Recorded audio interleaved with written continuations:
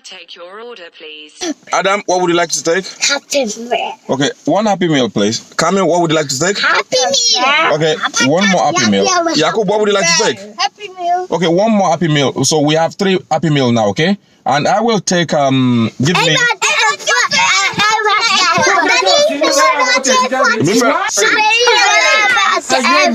Mi fẹ́ràn bàtẹ̀ fọ́. Nǹkan ṣe yín ṣe wọ́n lẹ́nu ẹnu tèmi jẹ́ Happy Meal lọ. Ẹnu tèmi jẹ́ Happy Meal. Àlìyá yóò ní kú. Ọ̀dà àbújá rí. Sílẹ̀ lè mi àbí. I'm so sorry. So, well, give me one big burger. Thank you very much. Big burger.